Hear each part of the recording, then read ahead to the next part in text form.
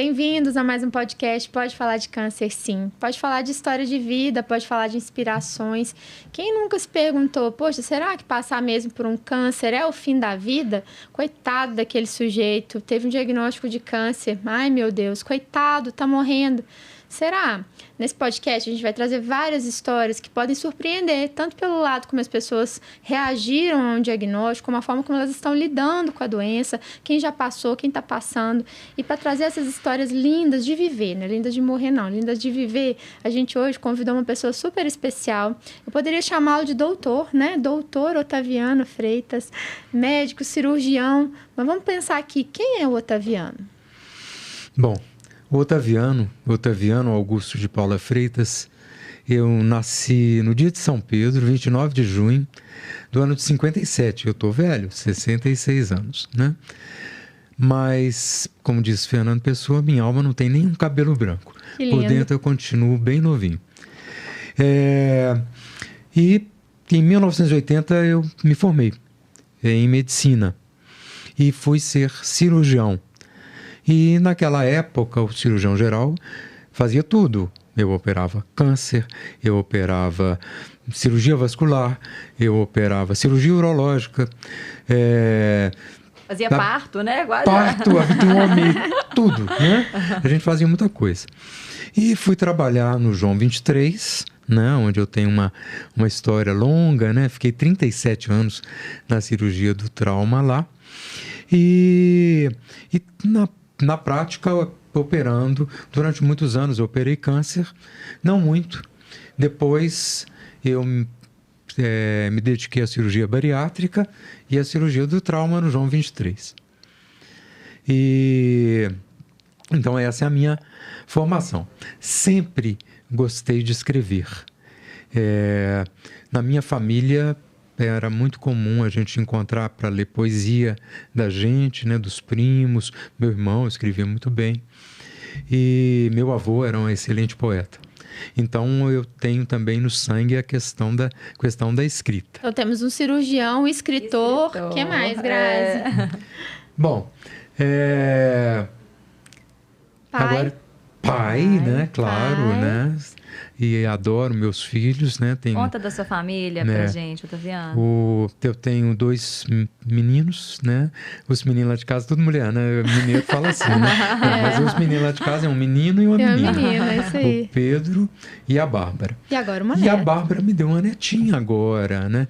A Clarice, que é a coisa mais linda do mundo. E, Otaviano, o câncer chegou pra sua vida operando, mas também chegou de outra forma. Como é que o câncer chegou na sua vida e ficou? E chegou desde muito cedo, né, Otaviano? Tem essa mexeção aí do mundo oncológico aí perto de você.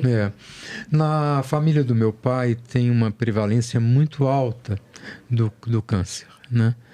Então, eu me lembro, né? Eu ainda bem novo, acho que estudante de medicina, a minha tia Josefa teve um câncer de pulmão. E depois venho acompanhando. Bom, no final das contas, a tia Josefa, a tia Sara, a tia Ana Rosa e o meu pai, câncer de pulmão. Todos eles com diagnóstico feito tardiamente, todos eles com uma sobrevivência curta. E mais, a tia Celina de câncer de mama, o tio José de intestino. Esses todos da família do pai? Todos irmãos do meu pai.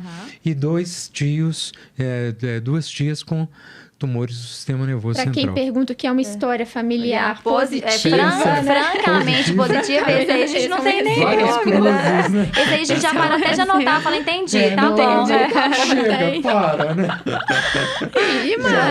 E ainda tive um primo, também câncer de pulmão. E meu pai não fumava. As minhas tias eram fumantes passivas. Os maridos... Eu me lembro claramente que ele morreu de câncer de pulmão. Os outros 2, eu acho que um outro foi também de câncer de pulmão. E o outro é essa coronariana, né? Então, o tabagismo... Estava ali, né? E muito importante na história. E o meu pai teve um diagnóstico com 85 anos, mas um diagnóstico tardio, né? E eu lembro que meu pai... ele tinha muito medo de ter câncer. E ele Já tinha visto muita gente já tinha visto na também, família né? e tal. Aí, às vezes, um amigo dele adoecia e eu perguntava, pai, o que que ele tem? Ele falava assim, câncer. Ele tampava Era a a boca. palavra não dita. uma palavra né? proibida, não né? pode ser dita, né? E aí a gente tenta desmistificar isso, dizendo que pode falar de câncer sim, pode Sim, falar de pode tudo, falar câncer, né? né? Pode falar câncer. E como- Otaviano, posso ir? Então, o que eu queria fazer o link, porque a gente já viu que você tem uma história muito ligada ao câncer, assim, do sentido que você viu muita coisa, né? A gente tratando, a gente com diagnóstico, passando por esse processo. E também na medicina, né? Então, além de ter a parte familiar, tinha a parte do trabalho, você mesmo disse que também operava câncer. Então, estava tudo ali muito, muito perto. Até que em 2019 vem o seu diagnóstico, né, Otaviano? Como é que como é que foi esse momento? Como é que você descobriu a doença? Retroceder ao meu diagnóstico aí uns 6 meses, meu irmão, ele estava queixando muita dor na coluna. E um dia, ele era médico também do João 23 também. Estava de plantão no João 23, foi parar lá no Semper. Foi atendido por um médico, um cirurgião geral, que falou, vou fazer uma tomografia. E aí meu irmão me ligou, apavorado. Otaviano, corre aqui. Eu tô com metástase para tudo quanto é lugar. Aí eu cheguei lá, o radiologista começou a falar assim, olha, tem lesão osteolítica na coluna, no externo, na clavícula, costela, as vértebras. Começou a enumerar no quadril e tal. Eu falei, chega, não quero saber mais. Já não. deu, já entendi. Já tenho Já muito. temos. Quando é que é a sede? E eles acharam que era um câncer de pulmão. Depois ele foi... As pessoas falaram, mas tá exagerada essa coisa aqui. Tinha uma lesão no pulmão lá que depois a gente viu que era uma fibrose. E meu irmão dizia para mim, eu quero viver 10 anos. Eu preciso viver 10 anos. E na hora que eu olhei assim, falei, nossa... Ele tinha quantos anos na época? Ele tinha mais ou menos da minha idade hoje, uns 65, 66. E aí eu olhei e falei, não, coitado, ele vai viver 1 ano, não tem jeito, né? E aí o diagnóstico dele era mieloma múltiplo, né? E ele tratou e ele viveu alguns anos, né? Depois eu quero falar de novo sobre como ele encarou a doença, né, que serviu de exemplo. Então, o irmão mim. tinha tido diagnóstico, vocês 6 estavam meses antes. eles não estavam digerindo o Digerindo. diagnóstico O do irmão, né? É. Além da história familiar, né, que ficou um pouco mais distante, ainda tinha um irmão que era muito próximo, É. né? E aí eu comecei a observar uma rouquidão. Foi o primeiro sinal que apareceu. Na verdade, foi o único sinal, né? Olha. E esse sinal, a minha mulher não observava a rouquidão.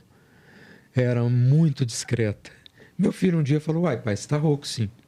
E sem nenhum outro, né? Não tinha dor de Nada. garganta, não tinha nenhum Aí eu sinal infeccioso. fui numa colega, numa otorrino, uma jovem e brilhante otorrino, que me examinou e fez uma estrobo, né? E olhou assim, falou, você está com uma paralisia de corda vocal esquerda. E ela ficou em dúvida, eu acho que ela ficou assustada com o peso Aquilo podia que trazer, aquilo ali né? podia trazer. Falou, não, mas me mandou de volta lá para o meu consultório, depois bateu na porta e falou, volta aqui, eu quero reexaminar. Reexaminou, falou, tem. Pode fazer uma tomografia de tórax e uma tomografia de pescoço. Eu falei, mas essa menina está me arranjando um câncer de pescoço ou um câncer de pulmão? Você fumava, Otaviano? Fumava. Eu fumei, já tinha muitos anos que eu tinha parado de fumar, né? Eu fumei. E aí eu falei, não vou fazer a tomografia, né? Não custa nada fazer a tomografia. Não estava acreditando muito, não.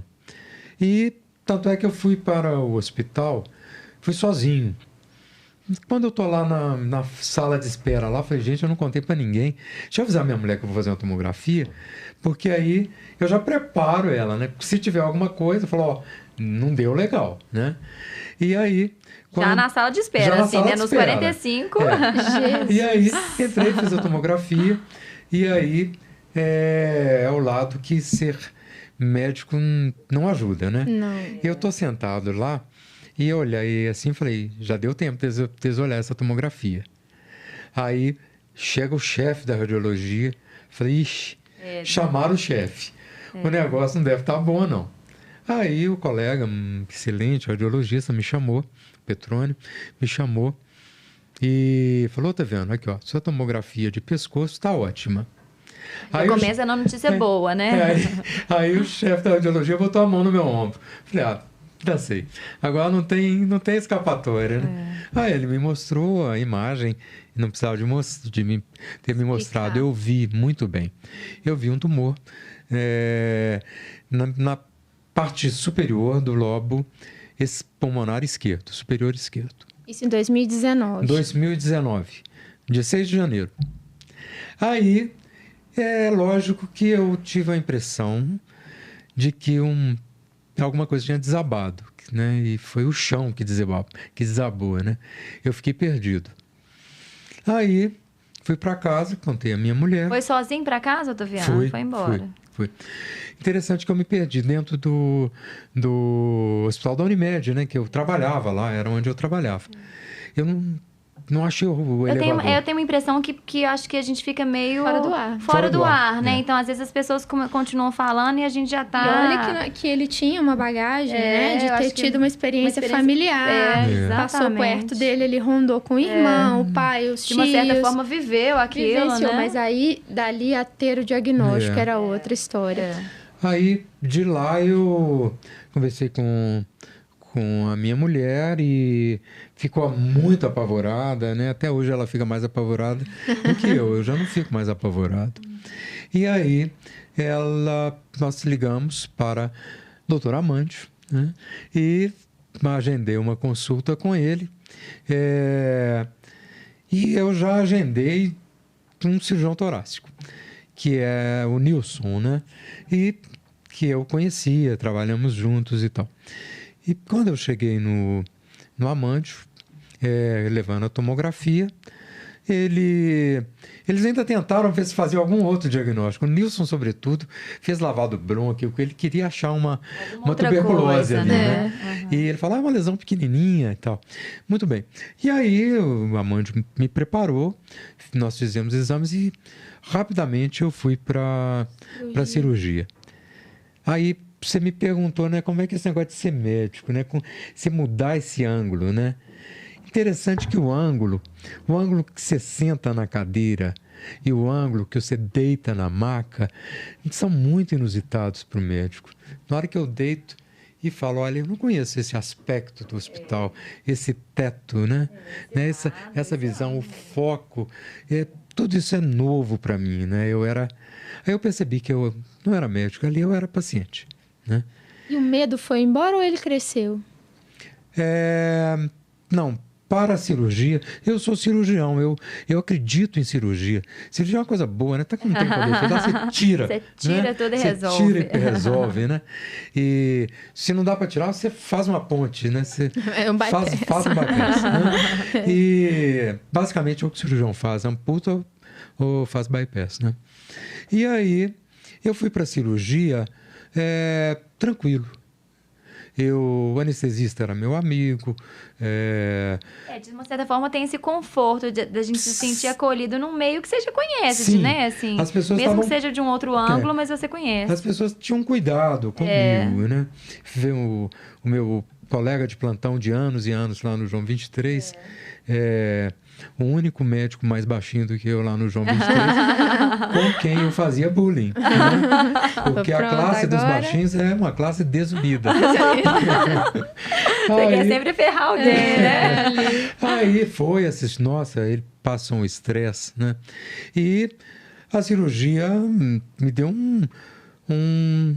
um baque, né? Um soco. A cirurgia que era para durar 2 horas por vídeo, eu ganhei uma toracotomia e durou 5. Tava tudo pregado lá dentro, não estava fácil de tirar. E aí eu vi que o trem talvez não estivesse tão bom. Mas o exame anatopatológico foi bom. né? O exame anatopatológico mostrou que tinha aparecido inicialmente uma lesão com 3 gânglios. Esses gânglios eram inflamatórios. Tinha um gânglio peribrônquico pequeno que estava acometido. Mas não teve uma margem cirúrgica boa, então... Apesar da cirurgia ter sido grande, né? Mas eu sei que houve uma enorme dificuldade técnica. Uhum. O Nilson me contou que ele tinha uma coisa pregada na veia cava superior. Ora, a veia cava superior é um toco dessa grossura, que não pode romper, não pode sangrar, né? Não pode, não. E ele dissecou com muito cuidado e tirou. Mas eu acho que essa lesão não era maligna. Era consequência do meu tabagismo, né? Eu acho que virar paciente no pós-operatório, eu acho que é mais difícil ainda, porque a gente vê os sintomas que todo mundo que a gente trata usualmente passa, né? E dali operou, veio mais uma onda, porque acho que você estava se levantando daquele caldo cirúrgico, aí vem o caldo de químio, caldo veio de rádio, e aí? A cirurgia no tórax, ela é incômoda, mas eu suportei bem. Eu não tenho muito problema com dor, não. Aí tirou dreno, fui embora para casa, tal, levantei, andei, fiz o que precisava de fazer. Aí o amante me prescreveu a quimioterapia. E aí eu fui lá para fazer a quimioterapia. Botei um catéter, né? E eu já botei muito catéter nos outros. Mas em mim o negócio não é tão divertido, né? Mas não, até que isso não me incomodou, não. Acho que você é uma pessoa bem prática também, prática, né, Otaviano? Você tem que fazer, tem que fazer. Só fazer. Vambora, e é isso mesmo, né? Isso é... Mas aí é onde que a praticidade acabou. Eu cheguei lá, o amante fez a prescrição, eu ia descer para o 2º andar, né, na Oncomed, e eu estava apavorado. Completamente apavorado, que eu não fiquei antes. Tem hora que parece que a ficha cai, né? Eu acho que foi a quimioterapia, tinha um estigma. Vai cair meu cabelo, né? Eu vou vomitar, eu vou ter úlcera na boca. Agora que eu vou ficar sintomático numa doença que eu não era, né? E dizem que isso só acontece com o universo feminino, tá? Então o Otaviano tá aqui pra mostrar que homem também... Né? Homem também não, homem sofre, gente. Muito. E às vezes não pode deixar transparecer, tem que ser durão e sofre dobrado. Pelo menos quando você sofre e chora na frente dos outros, o negócio melhora. Melhora. Ainda bem que hoje em dia a gente ensina os meninos desde cedo que não é por aí, né? Menino pode chorar. Menino pode chorar. E aí, eu tava tão apavorado, o amante percebeu, eu virei para ele e falei assim, meu cabelo vai cair? Ele olhou para minha careca, né, literalmente, e falou assim, já caiu. Eu pensei aí, falei, é verdade, eu tô careca. Não é isso caiu que vai o restinho mudar. aqui, não tem problema não, né? E aí ele chamou uma enfermeira, falou assim, desce com o doutor Otaviano lá. Eu não estava doutor ali, né? Eu era paciente. Eu era zero doutor ali, né? Ele está muito angustiado. E aí eu desci e aconteceu uma coisa muito interessante. Na hora que começou a fazer a quimioterapia, na hora que funcionou o meu catéter, eu estava com meu filho, Pedro. E meu filho, como um bom filho de um cirurgião, ele não pode ver sangue, que ele desmaia. Eu falo que eu não posso ver planilha, que eu desmaio. Sangue eu posso. Aí, ele, na hora que eles estão mexendo lá, o meu filho teve uma síncope. Teve uma resposta vasovagal e desmaiou. E ele já teve de outras vezes, é feio. Né? Ele apaga, parece que ele está tendo convulsão e todo mundo lá... Mudou o foco, né? Mudou o foco. Eu deixei de preocupar comigo, estou lá com uma mão prestando socorro pro filho. Enquanto isso, vocês foram ligando trem e tal. Na hora que eu vi, eu falei, uai, já tá correndo esse Foi negócio ótimo, aqui. então, né? Esse episódio do Pedro. Ele me desviou. Mas eu ainda fiquei um tanto preocupado, né? Falei, quando eu cheguei em casa, no dia seguinte, então, que não caiu o cabelo, e como eu cheguei bem em casa, nesse dia eu cheguei em casa, descansei, dei uma cochilada e chamei a minha mulher e falei assim, vamos sair, vamos tomar uma cerveja? Porque eu não posso parar de viver. né? Se eu tiver mais 5 dias de vida, vamos tomar cerveja, né? Esse raciocínio de tempo de vida, ele vem de qual forma? Como é que você interpretou isso de finitude mesmo? Porque passa pela cabeça do paciente, está no imaginário das pessoas, que ter o diagnóstico de câncer significa, a partir dali, deu ruim. A partir dali, não tenho mais essa perspectiva real. E a gente está diante de um cara da ciência, um cara que tem um conhecimento técnico. Sua esposa é médica também. Então, 2 cientistas ali com um diagnóstico na mão. É quase a história de um bebê e 2 adultos e ninguém sabe o que fazer. Porque o câncer é cheio de estigma. Então, a minha pergunta para você é: o que veio ali daquele movimento todo? Porque eu sei que o transtorno de química... Mas do medo da morte, do enfrentamento disso. Eu vou retroceder também, né? Eu tinha pensado em falar um trem e esqueci. Ele é bem mineiro, né? Pra quem não é mineiro, tem... Como é que você sabe, Uai, né? Que eu sou mineiro. Bom, quando eu tive o diagnóstico, a primeira coisa que eu pensei foi: meu Deus, porque logo eu, né? Eu com 61 anos, né? Estava muito novo. Logo eu. A segunda coisa que eu pensei foi: por que não eu? Né? Por que seria diferente? Por que eu queria que acontecesse com o meu vizinho, com meu inimigo, com outro? Tá tudo bem acontecer com outro, né? Então, eu sou um ser humano susceptível. E eu pensei: tem menino que morre na barriga da mãe, tem menino que morre na infância, jovem, adolescente, e assim vai. Só não adoece quem não vive, né? A gente tá aí, uma hora é a gente, me dizia, né? Que para morrer basta estar vivo. Né? E é uma frase muito correta. Bom, então eu tive o início de uma revolta e depois falei: não, bom, eu estou dentro da raça humana, né? Isso acontece com todos, né? Vamos tentar viver da melhor maneira possível. E legal, porque você teve o aprendizado, né? Você teve o enfrentamento do diagnóstico, que para muita gente é um tabu. Teve o enfrentamento depois de uma cirurgia, o pós-operatório, de quimioterapia, que é outro tabu. Esse foi, né? Para mim foi pior. Né? Do que é a quimio, remédio. Mas eu acho que foi pior. Pior que a cirurgia. A cirurgia era mais familiar para mim, né? Talvez porque fosse seu meio. E também porque acho que você era um paciente muito pouco sintomático antes. Então, acho que quando vem o tratamento, que vem aquela coisa do... Agora sim, eu tô sentindo um pouco o adoecimento, né? Assim, de passar mal. Sim, você tocou um negócio interessante. Eu não fiquei doente. Eu não fiquei doente em nenhum momento. Eu nunca me senti doente. Eu me senti, assim, debilitado pelo pós-operatório. É como se eu tivesse quebrado uma perna. E vou ali consertar, né? Então, assim, eu não senti adoecimento, né? E então, isso realmente foi um baque, né? Foi Poxa, pra que eu tô tirando um pedaço do pulmão aqui se eu tô tão bem, né? Mas, eu acho que eu aceitei a doença e o tratamento, né?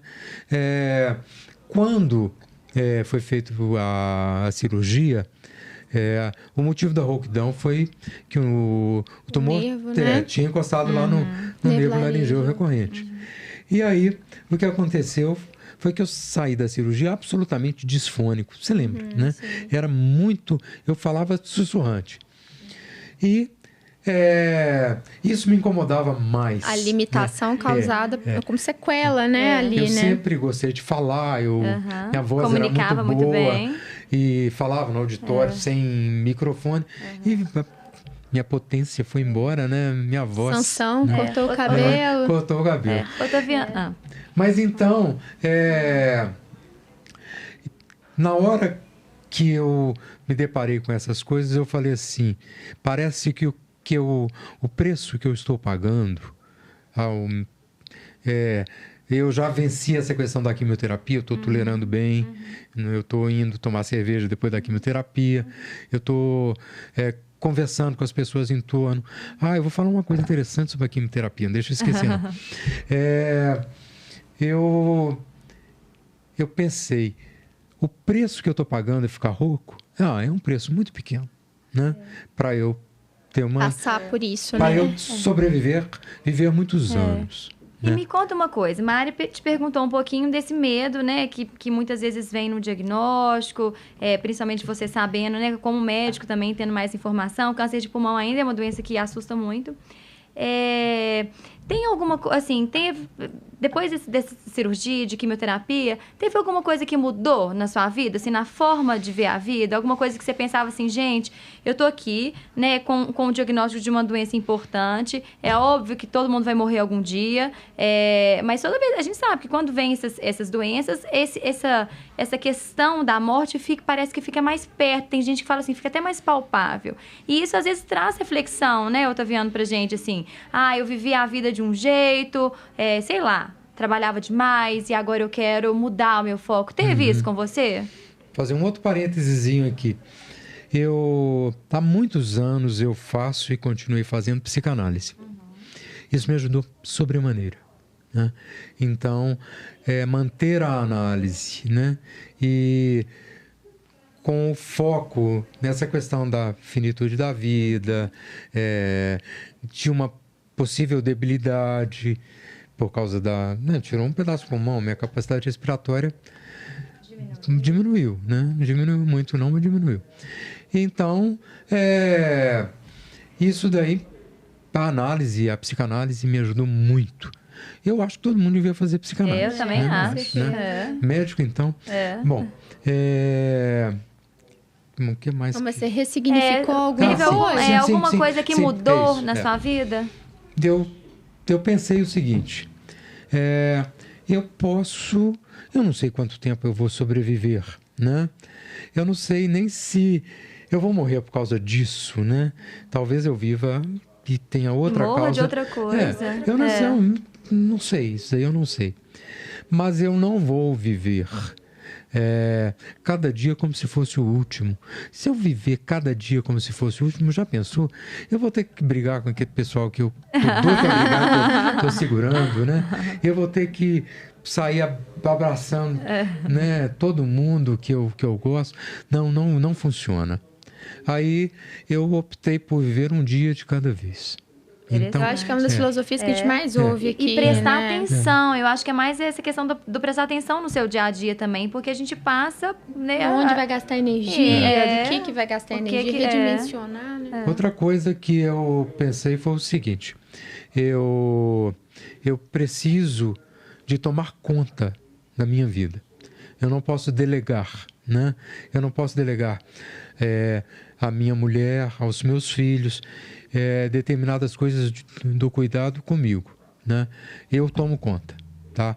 Eu marco, eu vou aos retornos, eu vou aos tratamentos. Eu ligo, você quer vir aqui comigo? Eu vou fazer tomografia de controle. Quer ir comigo? Vamos lá, né? Mas, tomar as rédeas mesmo, né? Mas se não tiver ninguém, eu vou. Então eu tomei as rédeas, eu cuido de mim. E continuou trabalhando nesse período? Continuei trabalhando, continuei. O Nilson, cirurgião, ele me mostrou uma foto, para me encorajar. Ele tinha um paciente que era mergulhador. E ele fez uma cirurgia igual à minha, lobectomia pulmonar superior esquerda, né? E ele mostrou o cara ele disse com 1 mês, talvez um pouco mais, e o cara mergulhando. O cara lá no atol de Biquíni, lá, com equipamento de mergulho, lá, e com um cartaz assim pro Dr. Nilson. Aí eu peguei, falei, bom, eu também mergulho, né? Mas eu mergulho na barriga dos outros, né? Aí a primeira cirurgia que eu fiz depois da minha, né, da cirurgia que eu me submeti, foi com 4 semanas. Então, com 4 semanas... Com 4 semanas, o sujeito já voltou a trabalhar. Com 4 semanas, eu lá fazendo uma cirurgia, um bypass gástrico laparoscópico, né, de obesidade. E aí, eu pedi uma pessoa para escrever um cartazinho, e aí eles fotografaram e mandou pro doutor. Legal. O mergulho que eu faço é o mesmo que você faz, que é o mergulho na cura, na técnica cirúrgica, nessa coisa que nós temos, né? E depois com essa toada toda, vamos contar aqui o resto da história. Não bastasse isso, como é que foi? 2023 veio nova onda, nova avalanche aí para sua vida, depois de passar por químio, radioterapia, cirurgia, aí conseguiu seguir. Deixa eu falar da rádio. Ainda teve o rádio aí no meio, né? A rádio, eu achei a rádio um pouco mais incômoda do que a químio. A químio não me incomodou em nada, nada. A gente adora falar que a culpa é dos radioterapeutas, né? Foi. Mas eu tive uma pneumonite e eu evolui com um pouco de fibrose pulmonar. Mas continuei fazendo meu exercício físico, caminhando, que eu fui aumentando o intervalo das tomografias, né? Cada tomografia, obviamente, era um estresse, né? No momento ali do exame é um estresse, e aí você ganha confiança e vai, né? Aí na hora que vem a Luciana Rugani fala, ó, tá joia, né? Maravilha. Vida que Vou segue. viver, mais uma. Aí mais um período que era inicialmente de 3 meses, depois 6 meses, com 4 anos de doença. Eu já estava na segurança, não vai dar mais nada, não. Aí apareceu uma lesão pleural, né? A doença, contextualizando aqui para o ouvinte, em 2000, agora, né? 4 anos depois, a doença voltou no pulmão mesmo, certo? Na pleura. Na pleura. Naquele lado. E apareceu uma lesão na pleura, um pouco de derrame pleural. Eu não estava sentindo nada. Aí a importância dos controles, né? Porque se eu não esperasse por sintoma, não ia aparecer não nada. ia aparecer só quando fosse uma doença já mais uma avançada, doença avançada, né? Então, no controle aparece uma lesãozinha. Aí nós discutimos, vimos tomografias anteriores e tal. Bom, vamos fazer uma cirurgia. Aí eu já fiz no Horizonte, né? O Frederico, que me operou brilhantemente também, e tirou um segmento de costela, que a lesão estava próximo da costela, mas não tinha envolvimento do osso propriamente dito. E tirou mais um outro implante na pleura. É lógico que eu fiquei assustado, né? Notem muita coisa aí, voltou, né? Mas eu pensei, muito tempo entre a doença primária e o secundarismo. Novo, né? Provavelmente é uma doença mais indolente, né? Mas aí, meus médicos foram muito legais comigo. Olha, você tem uma mutação e o seu tratamento é elegível para a terapia-alvo. Né? Que é uma coisa que faz parte do racional, assim, do imaginário das pessoas, que todo tratamento de câncer é com quimioterapia, e definitivamente não é. O câncer de pulmão é uma doença que vem passando por várias transformações de conhecimento na última década, certamente. O Otaviano é beneficiado dessa evolução tecnológica e graças a Deus, faz um tratamento que é com comprimido, né, direcionado a uma mutação, a um alvo que ele tem lá na célula do câncer, e com isso a gente consegue ser mais assertivo, né, dar mais tratamento, com certeza aí. Mas ainda assim, é o retorno de uma doença, é uma nova onda, sinal vermelho. Volta tudo de novo, né? 3 em 3 meses, isso aí, a vida retoma. Mas é interessante, né, Otaviano? Acho que a gente está aqui para falar de vida e na sua história isso é cheio. Você tem vários. A gente poderia passar aqui uma tarde falando das concordâncias que existem de morte e vida na sua vida. E um fato interessante é que no momento em que você teve essa doença, retornando também um outro diagnóstico feliz. Que foi. Conta pra gente, da minha filha, né? Da minha filha que ganhou um neném. E olha só, vida uma notícia, ali, notícia tão boa, né? Às vezes no meio do caos. Sente até uma certa obrigação de sobreviver muito tempo para ver essa netinha crescendo. É importante ter esses pontos, né, de apoio. Às vezes a gente já falou de espiritualidade, né? Então ter algo aqui recorrer nesses momentos, eu acho que ajuda, né, a dar uma levantada, né? Eu acho que quando você perguntou aqui se ele tinha ressignificado, ele tá colocando em cima da mesa aqui o ressignificado muito interessante. Pra quem não tá vendo aqui, depois você vai levantar, vai levanta mostrar e pra coloca câmera, perto do microfone pra gente ver. Fala assim, ó, não é obra de vida não, mas é uma das suas obras, né? A autora aqui que a gente começou falando que eu Conta pra gente desse projeto aí, que já tá pronto, na verdade, né? Já tá pronto, só... Como eu falei, eu sempre gostei de escrever. Um pouquinho antes do diagnóstico de recidiva, eu decidi... O pessoal tá pedindo pra você colocar aqui, ó, na frente da câmera. Ninguém viu o livro. Deu, aí sim. As Casas, os Homens. Otaviano Freitas. Muito bem. Eu sempre gostei de escrever. Eu comecei aí com uns 16 anos a fazer poesia. Eu gostava de ler poesia, eu gostava de ler Manuel Bandeira, sobretudo. Tinha um bullying terrível, né? Eu não era macho no colégio porque eu gostava de poesia. Né? Mal sabia os meus colegas que a poesia é uma forma tão interessante de conquista, né? E aí, depois eu comecei a escrever contos e tal. E meu pai tinha uma história muito peculiar. A história dele era muito interessante, inusitada. Quando, no meio da pandemia, interessante, eu tive uma convivência com a morte, né? A ideia da morte, na pandemia, mais intensa do que com o câncer. Né? Com o câncer, eu sei, eu vou tratar... Você sabe os passos, né? Eu sei os passos, né? E com a pandemia, eu tinha a chance, né? Morrer amanhã. De morrer amanhã, né? De pegar uma doença, pum, né? Muito interessante o que você está falando, porque às vezes a gente espera um diagnóstico horrendo, uma coisa muito, né, devastadora para ceifar, para a gente morrer. E a verdade é que a morte às vezes é besta, né? Tem vários autores que escrevem isso, né? A gente encontra a morte no tropeço da esquina, que é o atropelamento, no infarto descabido. Né? E é isso, a gente pensar na morte. A pandemia fez a gente refletir sobre vida e morte de forma muito mais intensa. De forma intensa. E eu, dentro de casa, eu falei, eu tenho que escrever a história do meu pai. Tenho que escrever a história do meu pai, porque ela pode ser útil para os outros. E vai ser importante para mim também, né? Para minha família. E escrevi. Em 2020, esse livro eu escrevi em 7, 8 dias. Foi muito rápido. Foi assim, na frente do... Visceral.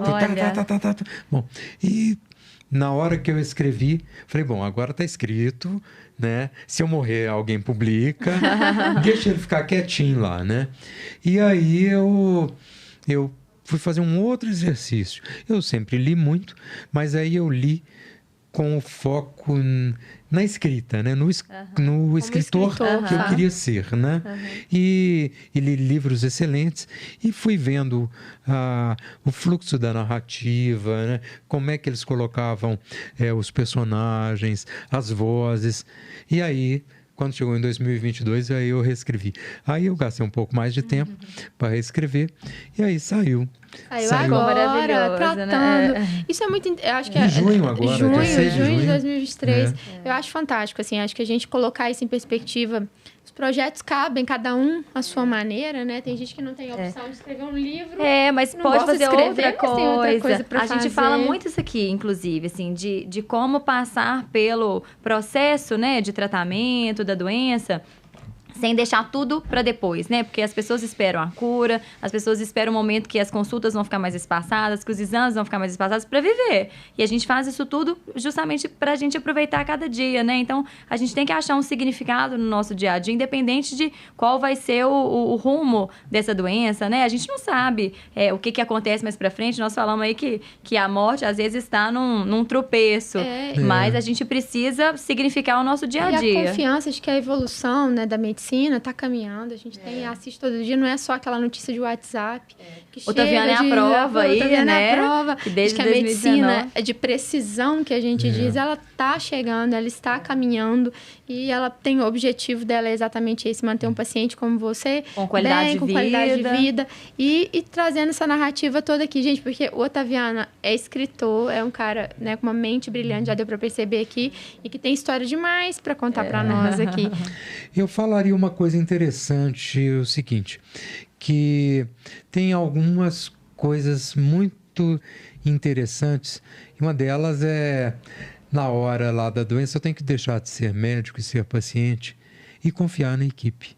Né? Porque eu não domino quimioterapia, radioterapia, oncologia, isso não faz parte e eu não vou estudar isso. Eu não quero estudar sobre câncer de pulmão. Eu li alguma coisa, eu não... a curiosidade sempre... Tomar rédea, mas confiar. Né? A curiosidade é normal, né? Todo mundo, principalmente está na área médica, quer ver um pouquinho, mas é uma área com suas...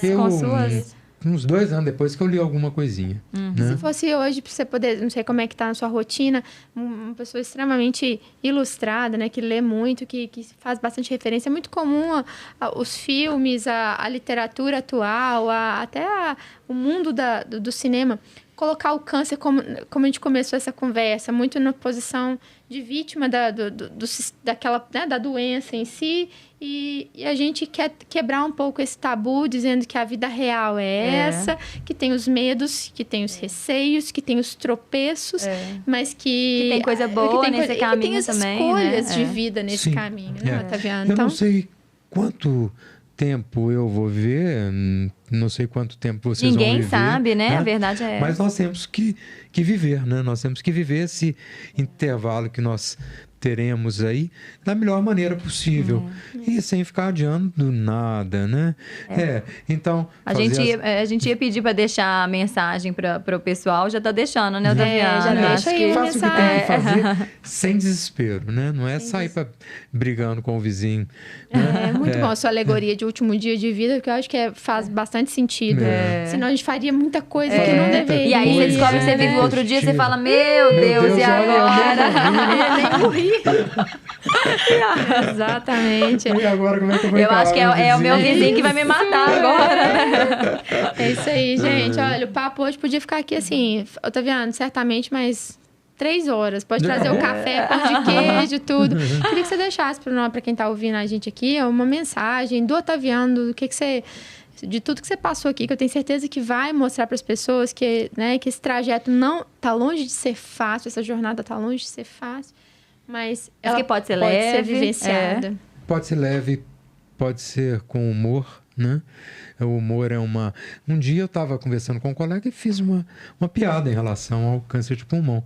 Ele falou, você está fazendo piada? Foi. O que mais que eu posso fazer? Né? Isso é ótimo. Eu falei que eu tive um exemplo negativo. Meu irmão ficou extremamente deprimido. E ele teve uma evolução que não foi boa, né? E eu acho que isso é importante, ter uma postura, né, de otimismo, uma postura ativa, mesmo que as coisas não estejam caminhando bem, né? No meu caso, as coisas estão caminhando bem. Interessante, a recidiva não me abalou, né? Eu tô confiante. Bom. Né? É a mente forte também, né? Tá se fortalecendo. Bom, então as coisas estão caminhando bem e acho que é isso que é necessário, ter cercar-se de pessoas otimistas, né? Quando a gente se cerca de pessoas pessimistas, te leva para baixo. Eu não tenho dúvida nenhuma de que a coisa está toda interligada com o nosso inconsciente, então que as coisas determinam as nossas evoluções, boas ou ruins. Né? Maravilhoso. Então, otimismo. Só agradecer, Nossa, né? Só agradecer imensamente. Com o Mário é um prazer mesmo te receber aqui para falar de tanta coisa boa, de uma experiência de vida, de uma vivência, de uma vida, né? Porque eu acho que a sua experiência de vida, ela é muito grande e traz reflexões importantes. Leia um livro, gente, eu já li, tá? Eu não posso dar spoiler, porque o livro é lindo.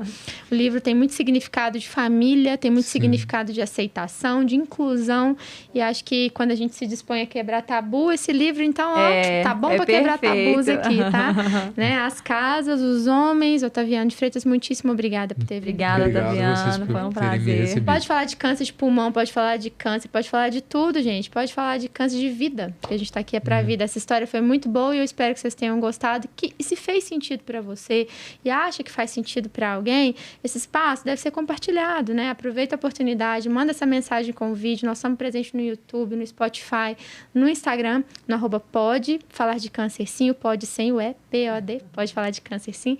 E a gente se encontra lá. Tem dicas, quer falar de outras histórias aqui? Escreve pra gente também. Obrigada.